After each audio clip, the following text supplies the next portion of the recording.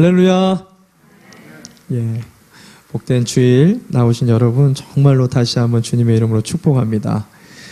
오늘은 사도행전을 좀 여러분과 강의하는 중에 특별히 이 사순절 지금 기간을 지나면서 하나님이 저에게 주신 말씀이 좀 있어서 여러분과 함께 이 복음 그리고 십자가 그리고 아버지의 마음이 무엇인지를 여러분과 좀 나누기 위해서 잠깐 이 누가복음 15장으로 좀 넘어와서 잃어버린 탕자, 우리가 잘 아는 돌탕이라고 얘기하죠. 잃어버린 탕자의 비유를 갖고 하나님 아버지의 마음이라는 제목으로 하나님 말씀을 좀 나누려고 합니다. 여러분, 예배는요, 마음이 중요합니다. 어떤 형식도 중요하고 틀도 중요하고 음악도 중요하고 사람도 중요하고 중요한 게 참 많겠죠. 그러나 가장 예배의 중심에 있는 것은 마음이에요. 예배를 드릴 때 우리가 핵심적으로 집중해야 되는 것은 하나님의 마음이 어디 있는지를 우리가 느낄 수가 있어야 돼요. 사람들과의 마음이 무엇인지를 우리가 느낄 수가 있어야 된다는 거예요. 근데 많은 대다수의 사람들이 예배에 와도 그냥 예배 처음부터 끝날 때까지 예배를 드렸으면 나는 예배를 오늘 드렸다라고 생각을 합니다. 그러나 그렇지 않습니다. 그 예배를 통해서 하나님 아버지의 마음을 느끼지 못했다라면, 내가 한 지체의 공동체의 마음을 느끼지 못했다라면 그것은 예배가 아니다라고 성경은 얘기하고 있다는 것이죠.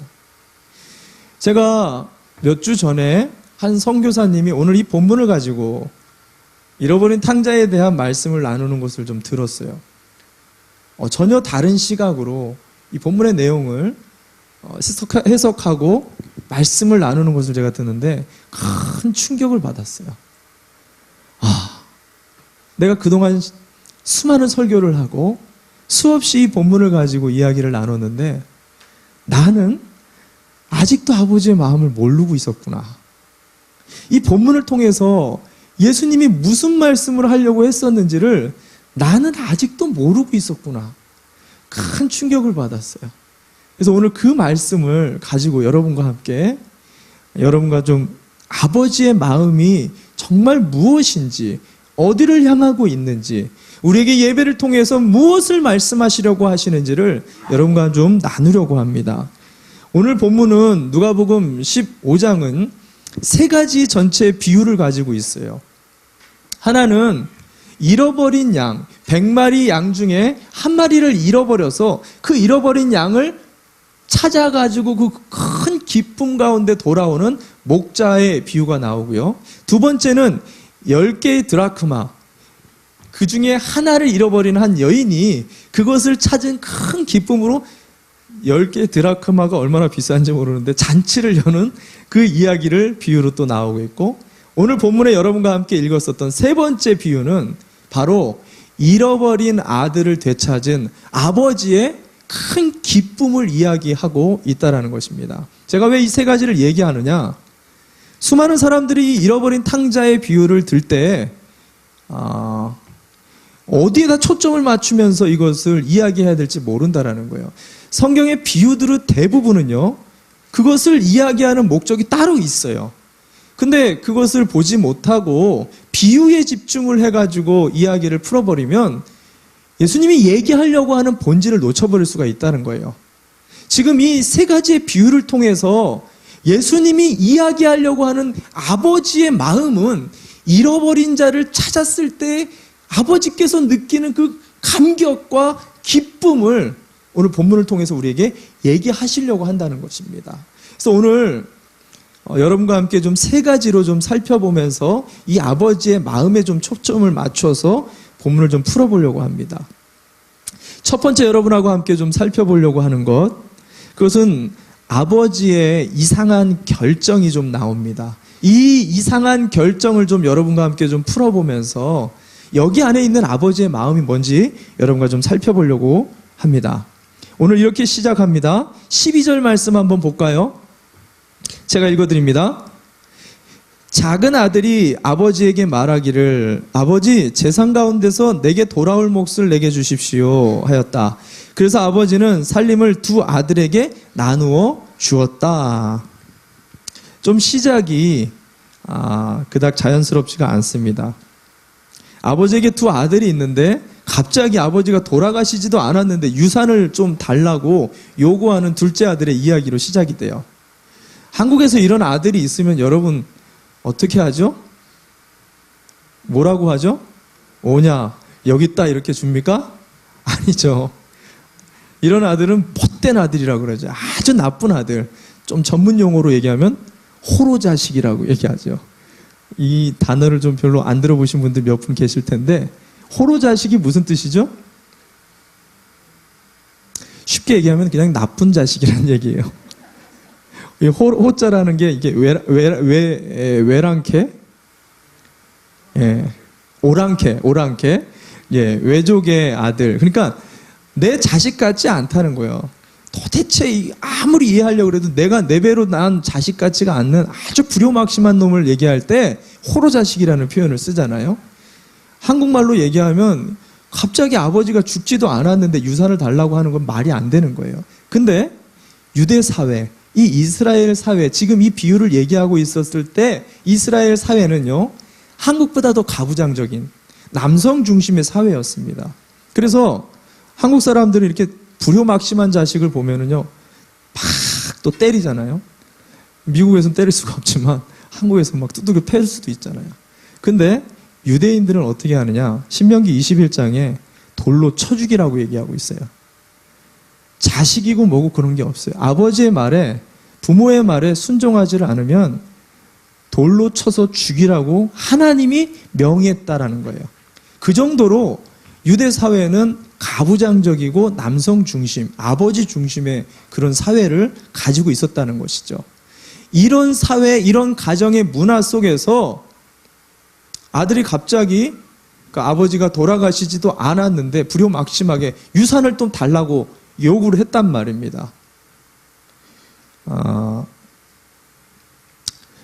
이 아들이 지금 유산을 요구하는 것을 자세하게 우리가 좀 살펴보면은 13절 말씀에 잠깐 제가 보면 자기가 받은 유산을 가지고 전부 다 갖고 타지로 나가게 되어지는 장면이 나오잖아요. 13절에 보면 그 말인즉 이 자녀는 이 재산을 받아가지고 타지로 나가는데, 근데 아버지가 죽지 않았음에도 유산을 받아서 타지로 나갈 생각을 했다라는 것은 지금 이런 가부장적인 사회에서 내가 이런 말을 하면 안 된다라는 걸 이 아들이 다 알고 있었다라는 것을 얘기하는 거예요. 그래서 나는 지금 이 순간, 이 말을 꺼내는 순간 당신은 내 아버지가 아니고 나는 당신의 아들이 안 되겠습니다. 서로 연을 끊겠다라는 그 고백이 이 안에 들어가 있는 거예요.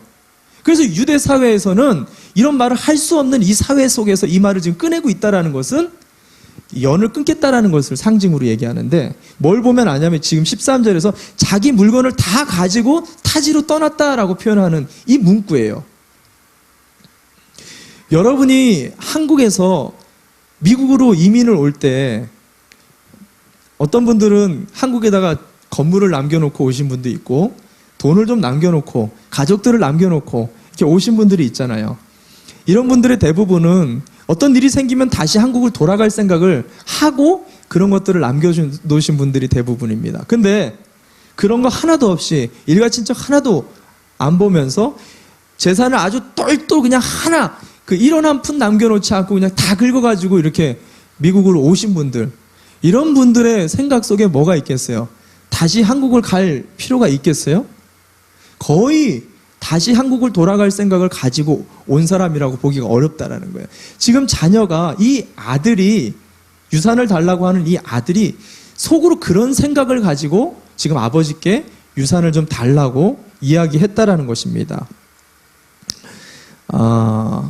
근데 중요한 포인트는, 이건 서두고요. 중요한 포인트는 아버지 입장에서 이 아들이 지금 유산을 가지고 타지방으로 가고 아버지와 연을 끊으려고 한다라는 생각을 지금 유산을 달라고 하는 이 시점에 그것을 아버지가 몰랐을까요? 이해가 되시나요? 아버지 유산을 좀 주십시오.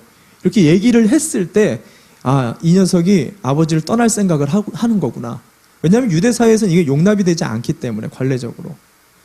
그리고 타지에 가가지고 이것을 허랑방탕하게 쓰다가 다 탕진하고 비참하게 인생을 살 거다.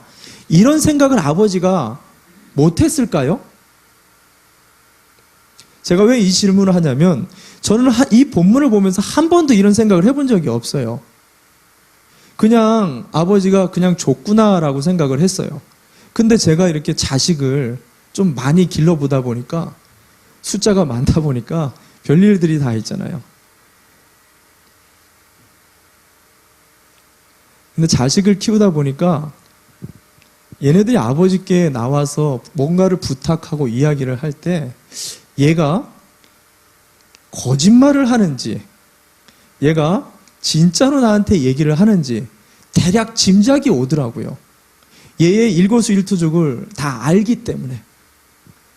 아마 여기서 자녀들을 오랫동안 키우신 연배가 있으신 분들은요, 자녀들을 잘 알기 때문에 이 자녀가 나와가지고 내가 뭐가 필요합니다. 근데 얘가 지금 하는 말이 거짓말인지 진짜인지, 그리고 얘가 이걸 가지고 어떻게 갈 건지까지 머릿속에 계산이 다 나오실 거예요. 일반적인 부모라면, 자녀와 일관적인 사랑의 관계를 갖고 있는 부모라면 아마 자녀의 이런 모든 이 요구들을 대부분은 부모가 알 수 있을 거라는 것입니다. 뭘 얘기하고 싶냐면, 지금 이 유산을 달라고 요구하는 이 불효막심한 이 아들의 요구를 아버지가 짐작을 다 하고 있었을 거라는 거죠. 그래서 이 본문을 해석하는데 많은 성경학자들이 이 불효막심한 탕자가 탄생을 하게 된 그 뒷 배경에는 이 탕자 자체가 못된 놈이기도 하지만 아버지에게도 일말의 책임이 있다라는 거예요. 아버지가 그 돈을 만약에 안 줬으면, 유산을 주지 않고 이 아들을 갖다가 집에다가 좀 착하게 붙잡아 두려고 다음에 줄게, 내년에 줄게, 내후년에 줄게, 자꾸 이렇게 딜레이를 할 수가 있잖아요. 그러면 아들이 좀 덜 탕진하지 않겠냐라는 거죠. 그래서 아들이 이렇게 망가진 것은 아버지의 책임이 분명히 있다라고 본다는 거죠. 여러분은 어떻게 생각하세요? 어느 정도 일리가 있죠. 여러분, 이 아버지가 정말 아무 생각 없이 유산의 상속을 달라고 했는데요, 본문을 보니까 그냥 그 아들에게 줘버립니다. 왜 아버지가, 알만한 아버지가 이 아들의 말도 안 되는 이 부탁을 들어줬을까요? 여러분, 이 이상한 아버지의 결정을, 이 마음을 이해하는 데서부터 복음이 시작되는 거예요. 왜 아버지가 이 아들에게 이런 말도 안 되는 부탁을, 이상한 결정을 했는가? 여기 안에 십자가가 들어있어요. 여기 안에 이 땅에 교회가 서야 될 목적이 이 안에 다 들어있어요. 여러분 한번 들어보세요. 그 경북대 총장까지 지낸 한 유명한 그 교수님이 한 간증입니다. 자기가 중학교 시절에 경남에 있는 그 삼척이라는 시골 동네가 있어요. 아주 산골 골짜기에 사는, 시골에서 이렇게 그 몇 명 안 되는 학생들 중에서 아마 이 학생이, 이 교수님이 1등을 했었던 것 같아요. 그래서 이렇게 공부 잘하는, 시골에서 공부 잘하는 학생이 있으면 도시로 이렇게 좀 유학 간다고 하잖아요. 그래서 유학을 보낸 것 같아요. 부모님이 공부 잘한다고. 그래서 당시 그 대구의 도시의 중학교에 유학을 보냈어요. 근데 처음 도시 생활을 시작하니까 혼자 하다 보니까 이 교수님이 적응이 안 되고 친구들이 또 다 떨어지고 사춘기를 지나면서 공부를 완전히 망친 거예요. 그래서 성적이 나왔는데 68명 중에 68등을 한 거예요. 할렐루야. 그래서 이 성적표를 가지고 부모님을 보여드리러 집을 가야 되는데 도저히 이것을 보여줄 수 없더라는 거예요. 아버지께 참 무식하지만 이 아들 하나 뒷바라지 하려고 수고하시는 그 아버지께 이 성적표를 못 보여드리겠더라는 거예요. 그래서 이 아들이 뭘 했을까요? 그 성적표를 갖다가 위조를 하기 시작하는데, 성적표 위조를 어떻게 하죠? 여러분들은 다 공부 잘하시는 분들이라 잘 모르시는구나.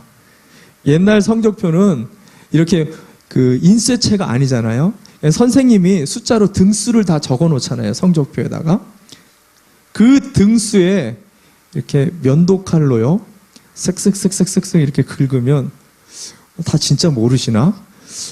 이렇게 쓱쓱쓱쓱 긁으면은요, 그 글자가 쓱 사라집니다. 종이기 때문에. 그래서 거기다가 이게 볼펜으로 등수를 새로 그으면은 이게 곧바로 등수가 바뀌는 거예요. 제가 해봐서 이 얘기 하는 거 아닙니다. 저는 이런 일을 안 해봤어요. 저는 제 친구가 하는 거 봤을 뿐입니다. 제가 하지 않았어요. 제 어머니 등수 별로 중요하게 여기는 분이 아니었기 때문에 이분이 그렇게 했다는 거예요. 근데 좀 욕심이 과했던 것 같아요. 68등 중에 1등을 했다고 그걸 적은 거예요. 이 교수님이. 그래서 그렇게 적어가지고 아버지께 갔는데 아버지가 어차피 잘 무식하고 잘 모르니까 그냥 이렇게 성적표 주고 강가에 나가서 놀러를 나간 겁니다. 근데 집에 돌아와 보니까 집안이 난리가 난 거예요. 이유인즉 동네 사람들이 이렇게 도시에서 공부했던 아들이 왔다고 하니까 막 와가지고 아들 공부 잘하지 이번에 몇 등 했어. 이렇게 또 아줌마들 또 이런 거 물어보는 거 좋아해요. 그러니까 이 아버지가 하는 말이 아유, 그냥 1등 했어. 이렇게 한마디를 한 거예요.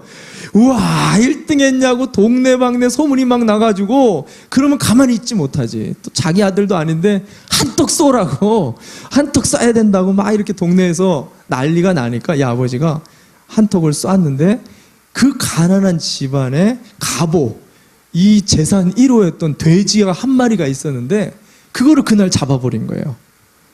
그래가지고 이 교수님이 집에를 갔는데 난리가 났습니다. 동네 사람들 다 와가지고 자기 그렇게 아버지가 애지중지 아끼던 그 돼지가 죽어 있는 거예요.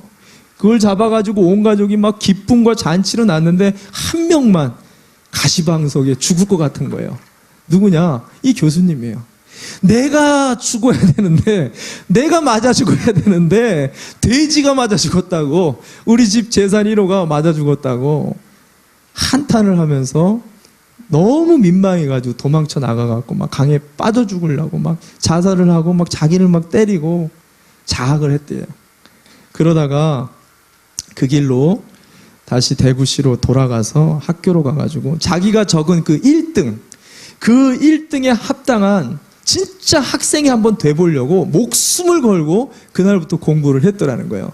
그래가지고 진짜로 성적에 1등이 되면서 승승장구해가지고 서울의 아주 유명한 대학을 들어가고 결국에는 이분이 경북대 총장까지 지내게 됩니다. 이야기가 이렇게 해피엔딩으로 잘 끝나면 좋은데 이 교수님이 이제 33년이 지나서 자기 아들을 데리고 문득 그때 과거에 자기가 지은 죄가 생각이 나더래요. 그래서 아버지께 가가지고 내가 사죄해야겠다. 내가 돌아온 탕자같이 자기 아들을 데리고 아버지를 찾아갔어요. 그리고는 아버지께 무릎을 꿇고 아버지, 제가 33년 전에 죄송합니다. 사실은 제가 여차여차해서 이런 잘못을 했습니다. 그때 아버지가 고마해라. 내가 다 알고 있다. 아니 아버지 그러니까 제가 그때 그 돼지 한 마리 제가 죽어야 되는데 돼지 그만해라. 네 아들이 듣는다. 아버지는 1등이 아닌 걸 다 알고 있었다는 거예요. 알면서도 자기 집에 가장 애지중지 아끼던 돼지 한 마리를 잡아가지고 잔치를 벌였다라는 거예요. 그러면서 이 교수님이요, 울면서 아버지 집을 나오면서 그렇게 이야기를 하는 겁니다. 나는 그때 박사였고 교수면서 대학의 총장임에도 불구하고 나는 아직도 그때 우리 집 재산 1호 그 돼지를 나를 위해, 그 못난 짓을 한 나를 위해 잡으신 아버지의 마음을 알 수가 없습니다.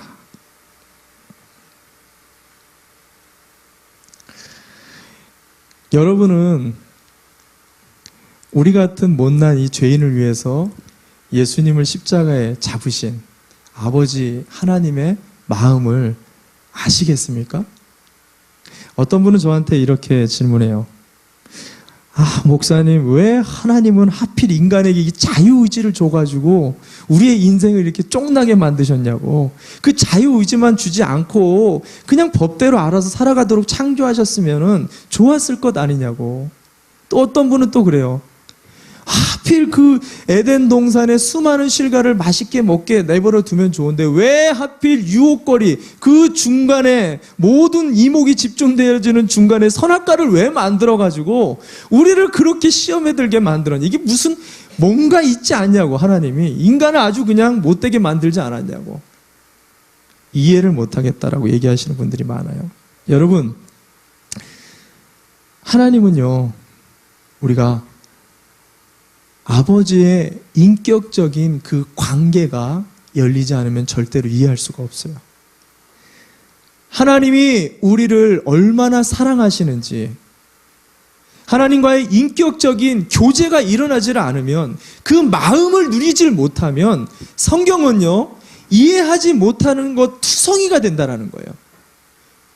여러분, 이 아버지의 마음을 우리가 이해할 때 복음의 핵심을 이해할 수가 있는 거예요. 그 안에 흐르고 있는 이 십자가의 사랑이 무엇을 나타내고 있는지, 교회는 왜 그런 값비싼 희생을 치러야 되는 것인지, 복음 안에 왜 이런 안타깝고 억울한 수치와 모욕을 감내해야 되는 것인지, 아버지의 마음을 이해하지 못하면요, 신앙생활을 10년 하든 20년 하든 30년 하든 그게 중요한 게 아니에요. 신학 박사가 되든 교수가 되든 그게 중요한 게 아니에요. 아버지와의 인격적인 관계가 열려서 그분을 내 아버지로 받아들이지를 못하면 단 한 자락도 복음을 이해할 수 없게 된다는 것입니다.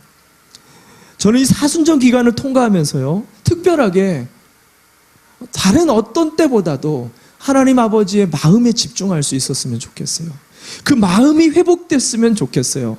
아, 하나님이 나를 이처럼 사랑하시는구나. 아, 하나님은 나의 아버지가 되시는 분이시구나. 이것을 좀 이해하고 깨달을 수 있는 그런 저와 여러분이 되시기를 바랍니다. 이걸 이해하기 위해서 조금 더 들어가면 두 번째, 이 탕자의 회개하는 장면이 나옵니다. 이 탕자의 회개를 조금 더 우리가 정확히 해석을 해서 하나님 아버지의 마음을 좀 살펴보기를 원합니다. 많은 분들이 이 탕자의 비유에서 탕자의 회개에 포커스를 맞추는데요, 사실은 탕자의 회개가 중요한 게 아니에요. 탕자의 회개를 받아주시는 하나님 아버지의 마음이 얼마나 위대한지를 이 본문을 통해서 우리가 볼 수 있어야 됩니다. 보세요. 탕자는요, 우리가 예상했던 대로 자기가 받은 모든 유산을 다 탕진해버려요. 창기와 뭐 여러 가지 돈을 그냥 막 값없이 써버립니다. 그리고는 아주 가난하고 궁핍하게 돼가지고 이방족 속에서 이 일을 하게 되는데 돼지 치는 일을 했다라고 오늘 예수님이 비유를 들죠. 왜 하필 돼지 치는 일을 했을까요? 왜 예수님은 돼지로 비유를 들었을까요? 소를 치는 일도 할 수 있고 양을 치는 일도 할 수도 있고 닭을 치는 일을 할 수도 있었잖아요. 왜 돼지를 비유로 들었을까요? 그렇죠. 돼지는요, 유대인들에게 가장 불결한 짐승이에요. 만져서도, 발음을 해서도, 알아서도, 가까이 가서도 안 되는 짐승이에요. 그 더러운 짐승을 그가 쳤다. 그의 인생이 그렇게 밑바닥까지 내려갔다라는 거예요. 아랍 선교를 하고 있는 선교사님의 간증을 듣는데, 이 선교사님이 하는 말이, 돼지에 대해서 이 아랍인들에 대한 인식을 연구하려고 돼지라는 단어를 사람들에게 정확히 물으려고 물어보고 다녔는데 몇 달 동안 이걸 얘기해 주는 사람이 없는 거예요. 아예 모르거나 절대로 자기는 말을 할 수가 없다라는 거예요. 그 더러운 것을 발음할 수가 없다라는 거예요. 그래서 돼지라는 이 단어를 알고 싶은데 도저히 찾을 수가 없어요. 그래서 자기 정말 절친한 이 아랍 친구를 찾아갔습니다. 그랬더니 그가 진짜 이번에 너한테만 내가 한 번만 얘기해 줄게, 잘 들어 하면서 이 아랍 친구가 귀에다 대고 이렇게 살짝 얘기를 해주더래요. 돼지가 뭐냐면 호크래요. 호크. 발음도 잘 안 나올 정도로 더럽지 않습니까? 이게 가래가 끓는 발음이에요. 굉장히 이게 불결하고 더러운 이 단어예요. 그러다 보니까 이 친구가 이렇게 살짝 얘기를 해주고도 바로 뛰어가가지고 자기 귀를 물에다 씻더라는 거예요. 부정한 걸 들었다라는 거예요. 절대로 발음을 해서도 안 되는 거예요. 뭘 얘기하려고 그러냐면 이 아들이 그 정도로 비천하게 절대로 만져서는 안 되는 것을 목숨을 부지하기 위해서 이 돼지를 치는 일을 하면서 돼지가 먹는 쥐염 열매, 이 부정한 동물이 먹는 그 열매를, 근데 본문에 보니까 그 열매도 구하지를 못했다라고 얘기합니다. 인생의 밑바닥을 갔다는 거예요. 아주 하나님으로부터 멀리 떠난 사람일수록요 더 밑바닥을 내려가서야, 오늘 본문에 뭐라고 얘기하냐면 그가 그때서야 아버지를 생각하게 됐다라고 얘기합니다. 17절 말씀 한번 볼까요? 17절, 15장 17절입니다. 제가 읽어드립니다. 그제서야 그는 제정신이 들어서 이렇게 말하였다. 내 아버지의 그 많은 품꾼들에게는 먹을 것이 남아도는데 나는 여기서 굶어 죽는구나. 인간이요 정말 악하고 강팍한 것 같아요. 그리고 연약한 것 같아요. 인간이 참 잘 나갈 때는요 정말 중요한 게 뭔지를 생각을 못해요. 인간이 참 높게 나가고 잘 나가고 잘 벌고 건강할 때는요 전혀 자기 자신을 돌아볼 줄을 몰라요. 근데 정말 소중한 거, 정말 중요한 거는요 고난을 당하거나 어려운 일을 당하면 꼭 그때서야 그것을 생각하게 된다는 거예요. 건강이 참 중요하잖아요. 근데 건강이 중요하다는 생각을 언제 하게 되냐면 꼭 건강을 잃은 다음에 생각해요. 여러분의 가족이 되게 소중하죠. 언제 가족이 소중한지 알아요? 옆에 있을 땐 잘 몰라요. 잃어버린 다음에야 내 와이프, 내 아내, 내 남편, 내 자녀가 소중한지를 알게 된다는 거예요. 인간이 참 연약합니다. 그래서 성경에 뭐라 그래요? 인간의 밑바닥, 가장 힘든 순간, 고통과 인생에 예기치 못한 폭풍이 몰아닥쳐야만이 우리가 우리 자신의 영적 비참함을 돌아볼 수 있는 생각할 시간을 갖게 된다는 것입니다. 그래서 성경은 그것을 은혜다라고 표현했어요. 오늘 이 자리에 앉아있는 분들 중에 혹이라도 인생의 폭풍을 만나고 있거나 예기치 못한 어려운 문제나 고난, 답답한 상황을 마주하고 있는 분들이 있다라면 여러분, 그것이 여러분 자신을 돌아볼 수 있는 큰 은혜가 되는 것을 여러분 믿으시기를 바랍니다. 그리고 그것을 통해서 하나님 아버지를 다시 한번 생각해 볼 수 있는 그런 계기로 삼을 수 있기를 바랍니다. 이 아들은요, 이걸 통해서 평생 처음으로 하나님을 생각하게 되는데 그 하나님을 생각하니까 그 아버지를 생각하니까 자기가 잘못한 것밖에 생각이 안 납니다. 그래서 회개문을 종이를 꺼내서 볼펜으로 썼습니다. 뭐라고 쓰느냐? 누가복음 15장 18절 19절 이게 그 회개문입니다. 18절 19절 제가 한번 읽어드립니다. 내가 일어나 아버지에게로 돌아가서 이렇게 말씀드려야겠다. 이렇게 말씀을 한 게 아니라 머릿속에 이렇게 그린 거예요. 그래서 글을 씁니다. 아버지, 내가 하늘과 아버지 앞에 죄를 지었습니다. 나는 더 이상 아버지 아들이라고 불릴 자격이 없으니 나를 품꾼의 하나로 삼아 주십시오. 이게 아들의 회개문입니다. 제가 이걸 왜 회개문이라고 표현을 하냐면 많은 사람들이 이 본문을 보면서 이것이 회개의 정석입니다. 이렇게 우리가 하나님께로 돌아갈 때 회개해야 됩니다 라고 가르쳐요. 근데 이 회개문은요 사실 이 아들이 진심에서 우러나오는 회개문이 아니에요. 이거는 고대 유대인들이 하나님과 사람 앞에 잘못을 했을 때 마치 주기도문처럼 그것을 사과하는 사과의 낭독문과 같은 거예요. 그래서 그는 이것을 한번 쭉 적은 다음에 마치 주기도문 외우듯이 이 문장 자체를 그냥 달달달달 외웁니다. 그래서 21절 가보세요. 21절 가보면 로버트처럼 이 말 멘트를 그대로 아버지 앞에서 낭독을 합니다. 21절 보세요. 아들이 아버지에게 말하였다.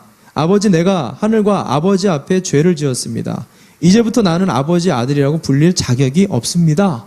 라고 줄줄줄줄 주기도문 외우듯이 얘기를 하는 중간에 아버지가 확 끌어안아 버린 거예요. 그리고는 뭐라고 얘기하느냐? 22절에 그러나 아버지는 종들에게 말하였다. 이걸 안 들었다는 거예요. 이 회개문 자체가 지금 아버지에겐 필요 없다라는 거예요. 어서 가장 좋은 옷을 꺼내서 그에게 입히고 손에 반지를 끼우고 발에 신을 신겨라. 여러분, 이 부분을 잘 묵상해 볼 필요가 있습니다. 우리는 이 아들이요, 철저하게 하나님 앞에 회개하고 아버지 앞에 회개하고 돌아온 줄 알아요. 그러나 사실 이 본문을 깊이 있게 해석을 해보면 전혀 아니올 시다예요. 이 아이는요, 이 탕자는 17절에서부터 이 19절까지 지금 낭독하는 내용을 보면 이 아이가 아버지를 생각한 이유는요, 내가 하나님 아버지의 마음을 알아서 내가 회개해야겠구나, 나를 사랑하는 아버지의 마음을 깨달아서 회개해야겠구나, 이런 생각을 한 게 아니에요.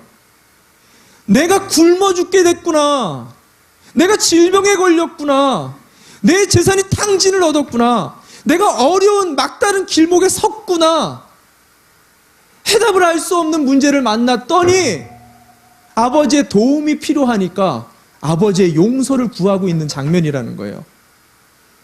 그는 아직도 이 낭독을 하면서 아버지가 얼마나 자기를 사랑하고 자기를 기다리고 있고 이 모든 것이 이미 아무 의미가 없다라는 것을 전혀 알지 못하고 있는 상태라는 거예요. 이런 회개를 하게 될 때 어떤 문제가 발생하느냐? 그는 관계가 회복이 돼도요, 또 똑같은 짓을 하게 된다는 거예요. 또 연거푸 똑같은 잘못을 하고 또 아버지 앞에 회개를 하게 되고 이것을 계속적인 반복적인 생활을 할 수밖에 없게 된다는 거예요. 여기서 예수님이 정말 하시려고 하시는 말씀이 뭐냐면 그게 아니라는 거예요. 너희가 정말 집중해야 되는 것은 아버지의 마음을 볼 수 있어야 되는데 그 마음이 어디 나타나느냐? 20절 말씀입니다. 20절 말씀 같이 한번 읽어보겠습니다. 함께 한 목소리로 보겠습니다. 시작. 그는 일어나서 아버지께로 갔다. 그가 아직도 먼 거리에 있는데 그의 아버지가 그를 보고 치근히 여겨서 달려가 그의 목을 껴안고 입을 맞추었다. 상거가 먼데 아버지 집에 도착하기는 아직 멀었는데 멀리서부터 아버지가 그를 알아봤다라고 얘기해요. 근데 여러분, 이게 얼마나 불가능한 일이냐면 중동 지역의 사람들은요, 이 수염, 턱 수염이 나이 든 그 연륜입니다. 그래서 나이가 들수록 턱 수염이 길어요. 이렇게 길다 보니까 시간이 흐르면은요, 이 사람의 얼굴 형체로 알아보기가 쉽지가 않아요. 다 똑같이 생겼어요. 거기다가 이방족에서 완전히 만신창이가 되다 보니까 여러분, 그거 알아보기가 쉬울까요? 어려울까요? 어려워요. 아니면 어떻게 보면 불가능해요. 근데 아버지가 그 멀리서 그 아들을 바라보면서 한 번에 내 아들이구나라는 것을 한 번에 알아보고 성경의 본문에 보니까 달려갔다라고 표현합니다. 이 달려가다라는 이 원어 표현을 보면 영어 표현은 그냥 run이라고만 해석했어요. 근데 원어 표현을 보면은요, 트래크라는 단어를 썼어요. 트래크. 이게 무슨 말이냐면 육상 트랙을 얘기할 때 그 원어예요.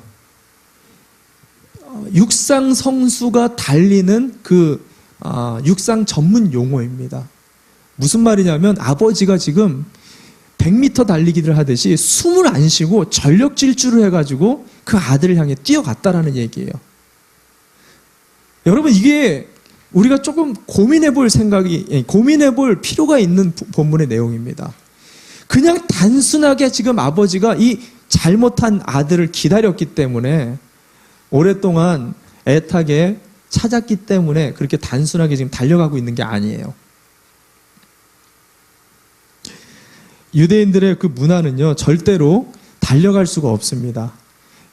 우리나라처럼 이 양반 문화이기 때문에 유대인들이 입은 옷은 이 치마잖아요. 그래서 이게 치마가 펄럭이면 이 속살이 보이기 때문에 속살이 보이면 하체가 드러나게 되면 부정하다라고 해가지고 돌에 맞아 죽을 수가 있어요.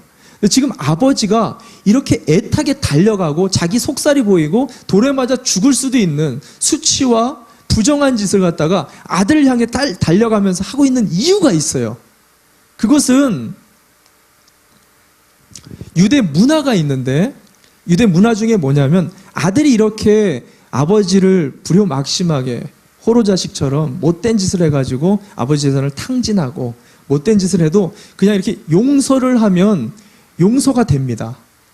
근데 잘못을 했을 때 용서가 안 되는 한 가지 예외 사항이 있는데, 그게 뭐냐면 이방족 속으로 나갔을 때, 타민족 가운데로 나가게 됐을 때 그 아들을 절대로 받아줄 수가 없어요.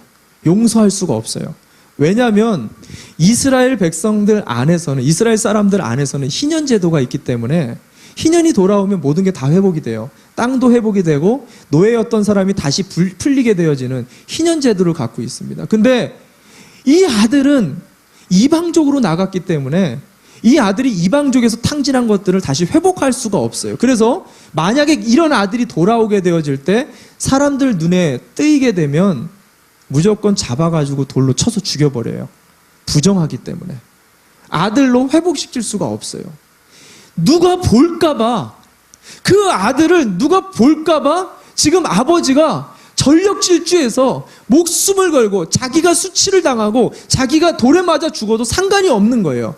이 아버지는 지금 아들 하나를 살리기 위해서 그를 향해서 전력 질주로 숨도 안 쉬고 뛰어가서 보자마자 성경에는 지금 마치 그가 회개한 것처럼 보이지만 사실은 보자마자 옷을 입혀가지고 반지와 인장을 껴주는 이유가 빨리 아들의 회복을 시켜야지 그가 죽지 않기 때문에, 그가 돌에 맞아 죽을까봐 아버지가 그들 아들로 다시 회복시켜주고 있는 장면이라는 거예요. 저는 우리가 이 장면을 좀 묵상하면서 많은 사람들이 이 아들이 드리는 이 회개의 기도문에 집중이 돼서 누군가와 화해를 할 때 어떤 정식으로 회개의 기도문을 이렇게 우리가 생각을 하게 됩니다. 그래서 하나님과 사람 사이에 우리는 일반적으로 이렇게 사죄를 하고 어떤 절차를 겪어서 그 사람과의 관계를 회복하고 하나님과의 관계를 회복해요. 하나님 아버지의 마음은 그게 아니라는 거예요. 우리 생각처럼 어떤 절차가 있고 형식이 있고 틀이 있는 게 아니라 아버지는 아버지 하는 순간, 내가 아버지의 그 이름을 부르고 아버지의 마음을 내 마음 가운데 담는 그 순간부터 아버지는 이미 다 모든 장벽을 무너뜨려 버린다는 거예요.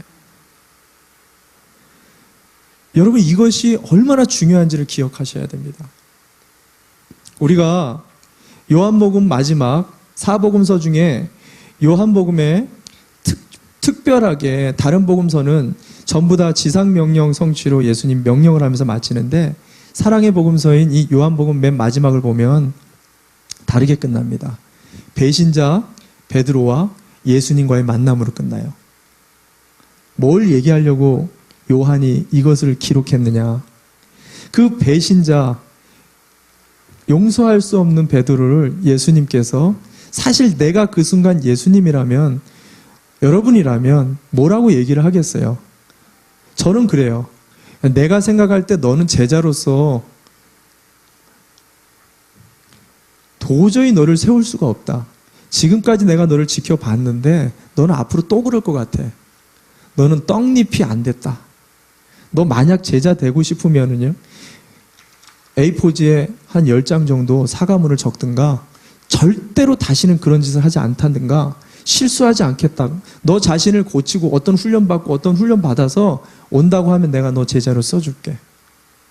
저 같으면 그러겠어요. 근데 예수님께서는요, 그러지 않고 곧바로 베드로에게 뭐라고 하느냐? 나를 사랑하느냐? 그럼 내 양을 쳐라. 아무 말도 묻지도 않고 아무것도 따지지 않고 그 베드로 안에 아버지를 향하는 그 마음 하나, 그 순간 모든 것을 다 무너뜨려버리고 그를 제자로 받아주고 하늘과 땅의 모든 권세를 주면서 그를 제자로 받아주고 있는 것, 이게 복음이다라는 것을 요한이 요한복음을 통해서 우리에게 이야기해주고 있다는 것입니다. 여러분, 아버지의 마음은요, 우리가 주님하고 탄식하고 아버지 요래서 조래서 요래가지고 복잡한 기도를 바라는 게 아니에요. 그냥 아버지하고 부르는, 무릎 꿇는 그 순간 이미 하나님은 달려오세요. 여러분이 주일날 어떤 집사님이 그래요. 예배에 나오는 것도 참 중요한데요. 이미 여러분이 주일이다, 이제 예배를 가야지 준비하려고 마음을 먹는 순간 하나님 아버지는 여러분을 향해 달려가시는 분이세요. 여러분의 인생 속에 어떤 고난과 어려움과 힘듦이 닥칠 때 여러분 꼭 교회를 와야 되고 하나님 앞에 형식과 격식을 갖춰가지고 하나님을 찾아야 되는 게 아니라 여러분이 어느 곳에서든지 어떤 곳에서든지 어떤 상황에서든지 하나님 하고 부르기만 해도 하나님은 전력으로 여러분을 만나주시고 여러분에게 있는 모든 장벽을 다 제하여 주시는 분이라는 거예요. 이것이 하나님 아버지의 마음이라는 것입니다. 이 마음을 여러분 자꾸 다른 것들로 장벽을 만들지 마세요. 두려워하지 마세요. 혹시 여러분 가운데 지금 이 자리 가운데에도 혹시 하나님을 어떤 특별한 뭔가 격식 있는 존재, 그리고 뭔가 계속 뭔가를 이야기해야지 회복이 될 것만 같은, 하나님을 만나려면 기도도 잘해야 되고 또 어떤 훈련도 받아야 되고 뭐 기도도 또 예배도 많이 드려야 되는 것처럼 느끼는 분이 있습니까? 여러분, 이 시간 조금만 마음을 여시고 하나님 아버지, 내가 당신을 정말로 믿고 싶습니다. 이런 간단한 마음 하나만 여셔도 하나님은 여러분의 인생 가운데 주가 되어주시고 아버지가 되어주신다는 것을 여러분 믿으시기를 바랍니다. 아멘. 우리가 세 가지가 있는데 세 번째는 다음번에 나누도록 하고요. 시간이 조금 지나게 돼서 말씀을 좀 정리하려고 합니다. 사순절을 좀 지나면서요, 우리가 정말 하나님 아버지의 마음을 좀 제대로 알고 있는지 다시 한번 좀 묵상해 봤으면 좋겠어요. 저와 여러분들에게 인생 속에 저는 이 탕자의 모습을 보면서 사실 우리가 하고 있는 이 회개라는 것이 근본적인 회개를 하고 있지 않구나라는 생각을 하게 됐어요. 진짜 하나님의 마음을 알면서 내가 회개를 하고 있는가?